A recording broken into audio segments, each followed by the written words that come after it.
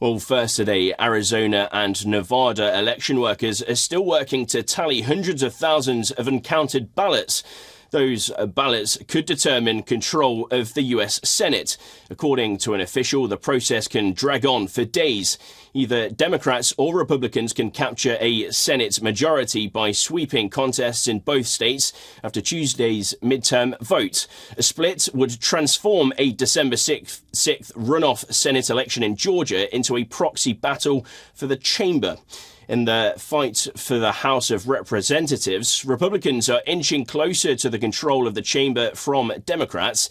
House control would give Republicans veto power over Biden's legislative agenda. It will also allow them to launch potentially damaging investigations into his administration. The Republicans' House leader, Kevin McCarthy, well, he's already announced his intention to run for Speaker if Republicans take over. Earlier, Biden said that he and McCarthy had spoken, but had not abandoned hope that Democrats could prevail in the House. Democrats staved off an anticipated red wave of gains by Republicans, and US President Joe Biden portrayed the vote as a fight to save democracy.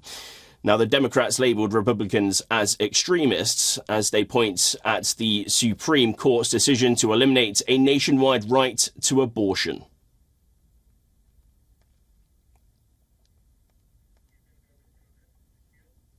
Well, for more on this, we have our correspondent, Susan Tehrani, live from New York. Susan, thanks for joining us. Just give us a sense, really, of how tight this is in the US for people who might not fully understand the way that it really works.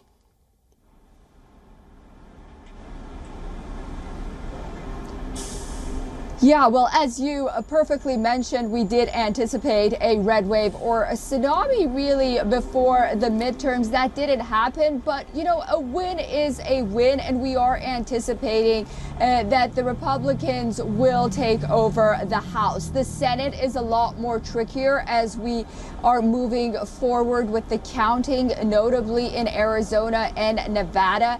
It's starting to look like things are getting a lot tighter. The Democrats may possibly take Nevada and Arizona as well. And then in that case, because we have Georgia in a runoff because it was so close, a December runoff, then Georgia might not matter so much. But counting still continues, and these races are extremely close to one another. So we're not calling for anything right now.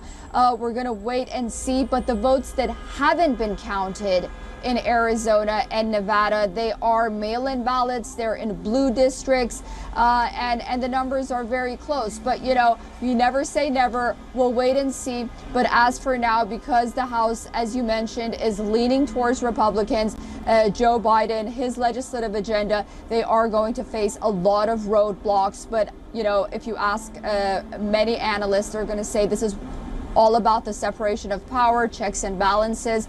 And ultimately, it's a good thing. You know, a pushback would be a good thing in the second half of President Biden's presidency. And Susan, if Republicans do take power of the House, as you say, just how damaging really could that be for Biden's administration going forward?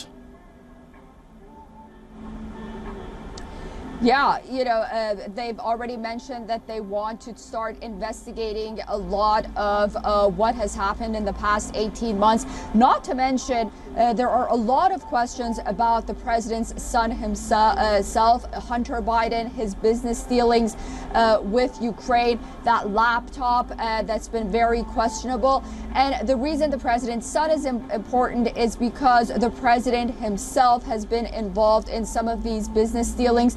And then you have the COVID policies and Anthony Fauci as well, the lab leak theory.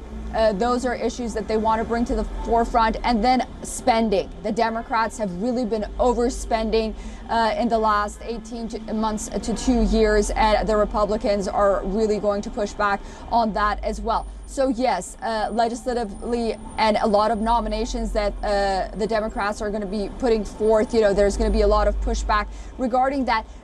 But many are also cautioning the Republicans to not have vengeance and try to really work with the Democrats, at least on issues regarding veterans affairs, opioids, and issues where they can meet the Democrats somewhere.